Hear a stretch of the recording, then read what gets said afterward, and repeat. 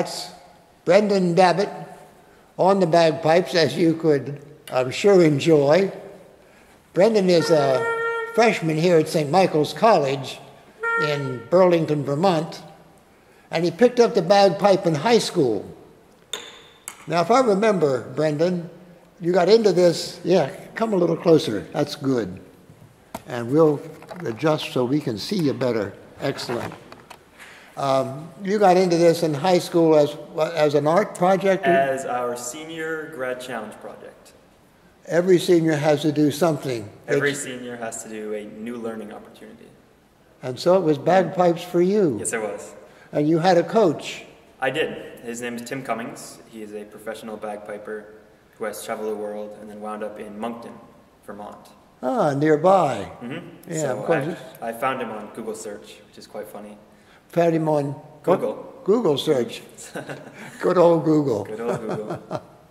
Now, tell me what appealed to you to want to do it. Well, as a young kid, we have a camp out in West Dansville, Vermont. And I would always hear this one person playing the bagpipes. And I never knew quite what it was. But all I could remember was that it had a very distinctive sound. And that it was very eerie but haunting, but it's very, very catchy. So from that moment on, it was always, I'd say, on the bucket list, which my dad always talks about as something to do. So your bucket list to the get bucket done. List, yep. Yeah. So I could check it off. Got an amazing history, bagpipes. Yep. You must know something of that. I do. I wrote a 12-page paper on the somewhat broad history. There's no specific direct origin of the bagpipes, but there's one for almost every country. So this is the Great Highland from Scotland. There's also the French Benue, the Irish Ilian, and it keeps going on and on. Oh, lots of bagpipes. So there is a misconception that there's just a bagpipe. There's actually very many. And about when did they start in Scotland, do you know? I believe it was the early 14th centuries, maybe even earlier. I know there's folklore and kings and their pipers way, way back, but the dates are pretty broad. And I like your outfit. You're really wearing what a Scot would wear. More or less the informal gear of a bagpiper. Normally they'd have a fancy hat and a plaid, which is a cape that goes over. But this is a Prince Henry jacket, a sporran, a belt. What is that thing with the three tassels on it? It's called a sporran. Sporran. A sporran. It was used to keep food back in the olden days, keep little parcels, messages. So. And the kilt, it goes back to how long have Scots been wearing kilts? Oh, they've always been wearing kilts. It's always been in their nature.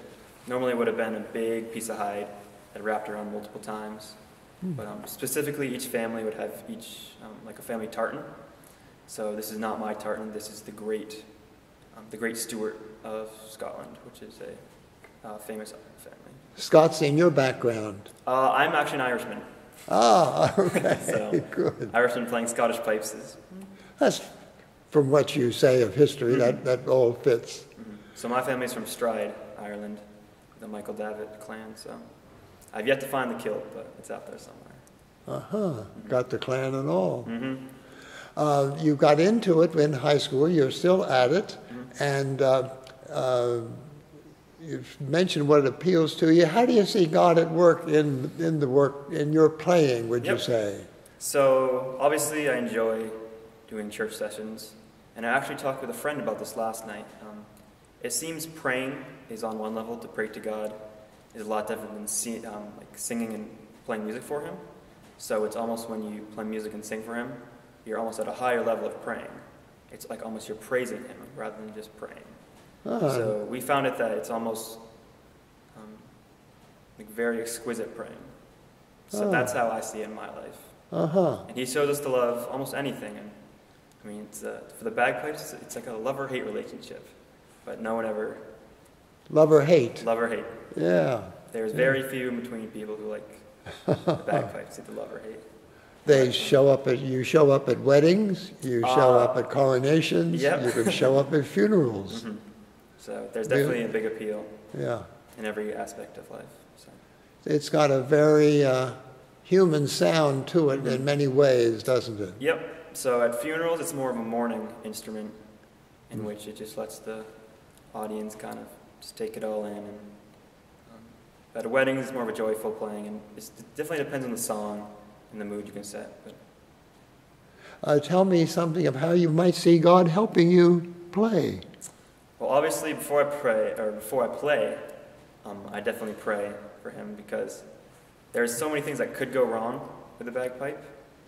So the reeds could fall through, you could crack your drones, your reed could fall out. It's just, there's many aspects that you really need help for. And so like every night before I go to bed, I'll be like, please, before I get on stage, don't let me fall apart, or like help me through the song, or if I get stuck, quick, like, please, come on. So, Sure. So he definitely does help me. And With the instrument as well as with your own skill. Very interesting to hear the instrument But, as part of the created order. It is. And I think it's dramatically changed over history, because before the bagpipes were almost an instrument of the devil, and that's what it was perceived as. So sure, the churches would burn the instrument, but later since into the 21st century, it has since changed, and now it has been accepted into churches. And As a work of the devil. Back in folklore and back in the medieval times, it was the instrument of the devil, but it has since changed. So, And here you are playing one am. of the Lord's songs on it. Yep. Let's hear some more, Brendan, and let's kind of close with that. If you'll play some more of it, stay with Amazing Grace, and